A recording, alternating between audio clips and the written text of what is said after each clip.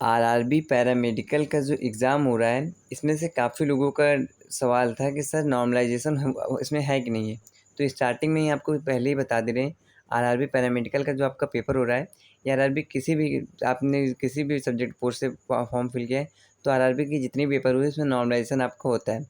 तो आपका तो पहले ये डाउट एकदम क्लियर होना चाहिए, नॉर्मलाइज़ेशन आपका होता है। अब जिन लोगों को नॉर्मलाइज़ेशन के बारे में नहीं पता है, तो वीडियो लास्ट तक देखना, आपके सारे डाउट क्लियर हो जाएंगे कि नॉर्मलाइज़ेशन होता क्या है। क्योंकि आपकी जितनी भी वैकेंसी है, आप कंप्यूटर बेस्ड खासकर पेपर जो होते हैं आपके सीबीटी, इसमें आपका नॉर्मलाइज़ेशन हमेशा लगता है।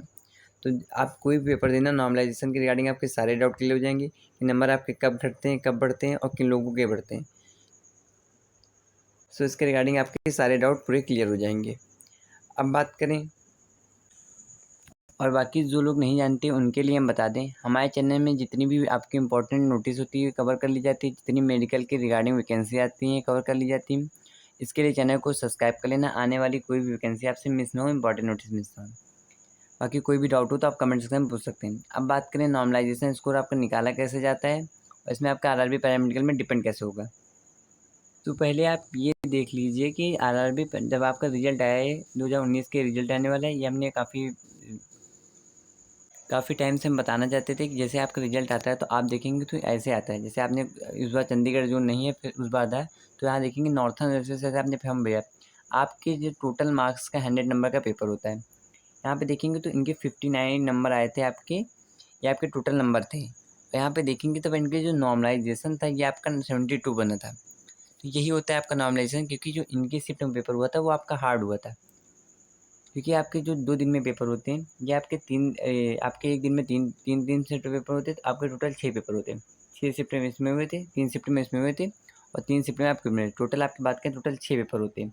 तो किसी भी शिफ्ट में पेपर आपका हार्ड हो जाता है, किसी शिफ्ट में आपका पेपर ईज़ी हो जाता है। तो नॉर्मलाइज़ेशन इसीलिए ज़रूरी है, काफ़ी इसमें आपका पिटीशन भी दाखिल हुई थी कि नॉर्मलाइज़ेशन हटा दिया जाए।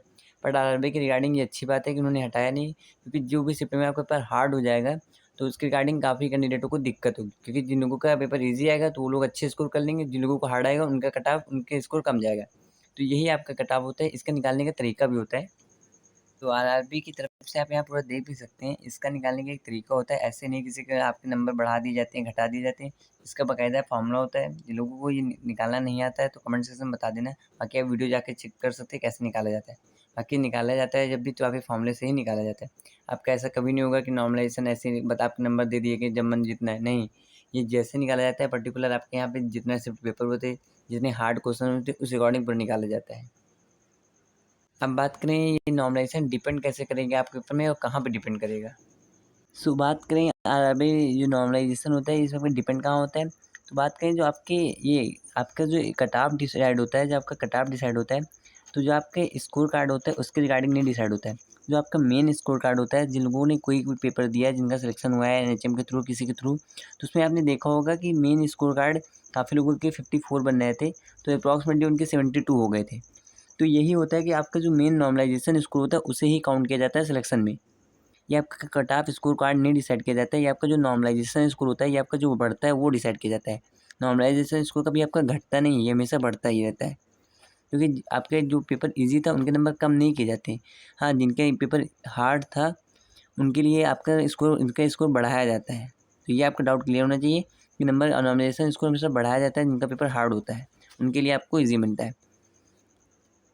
क्योंकि किसी लोगों का पेपर अगर हार्ड हो गया किसी शिफ्ट में और वो पढ़ने वाले बच्चे हैं तो उनके लिए काफ़ी दिक्कत हो जाती है, तो इसीलिए नॉर्मलाइजेशन भी ज़रूरी है। क्योंकि कंप्यूटर बेस्ड पेपर होता है, इसमें काफ़ी पेपर आपको सेम नहीं पूछे जा सकते, हर टाइम अलग पेपर आते हैं, तो कभी पेपर आपका ईजी हो जाता है, कभी हार्ड हो जाता है, तो इसीलिए नॉर्मलाइजेशन रखा जाता है।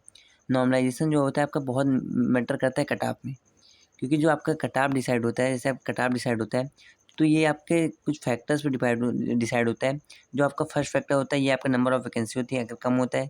नॉर्मलाइजेशन पेपर ईजी और हार्ड में डिसाइड होता है, और ये आपका डिसाइड होता है कितने कैंडिडेटों ने पार्टिसिपेट किया है। तो इसके रिगार्डिंग यहाँ देखेंगे तो नॉर्मलाइजेशन भी इंपॉर्टेंट होता है। सो आई होप आपको कभी नॉर्मलाइजेशन में दिक्कत नहीं होगी। नॉर्मलाइजेशन आपको वही होता है कि जब आपके पेपर हार्ड होता है तो कुछ नंबर आपको इंक्रीजमेंट मिल जाते हैं, जिससे आपको प्रॉब्लम नहीं होती, कोई भी प्रॉब्लम नहीं होती रिगार्डिंग स्कोर मार्क्स की या आपके कट ऑफ की, तो इसमें आपको अप्रूवल मिलता है। सो आई होप आपके सारे डाउट क्लियर हो गए नॉर्मलाइजेशन के कि आरआरबी पैरामेडिकल में तो फर्स्टली आपका नॉर्मलाइजेशन आपका रहने वाला है। इसके बाद बात करें नॉर्मलाइजेशन में आपके हमेशा नंबर ऑफ बढ़ते हैं, जिन लोगों के हार्ड होते हैं उन लोगों के बढ़ते हैं और जिन लोगों के ऊपर ईजी होता है उनके नंबर नहीं बढ़ते। और नंबर जो 3 पे डाउट आपका था कि नॉर्मलाइजेशन रहेगा तो बिल्कुल रहेगा। और भी कोई डाउट हो तो आप कमेंट सेक्शन में पूछ सकते हैं, कमेंट में हम आपको आंसर दे देंगे। और भी कोई आपके जो 6 सब्जेक्ट पेपर हुए थे इसके लिए चैनल को लिंक डिस्क्रिप्शन में दे दिए, तो वहाँ से जाके आप डाउनलोड कर लेना। हमने बाकी जितने पेपर हुए तो वहाँ पे आपको दे दिए, व्हाट्सएप चैनल में आपको लिंक दे दिया, वहाँ से जाके डाउनलोड कर लेना और चैनल को सब्सक्राइब कर लेना, आने वाली कोई भी वैकेंसी कोई भी अपडेट आपसे मिस ना हो। तो मिलते हैं कोई नई अपडेट के साथ, जब तक के लिए थैंक यू वेरी मच।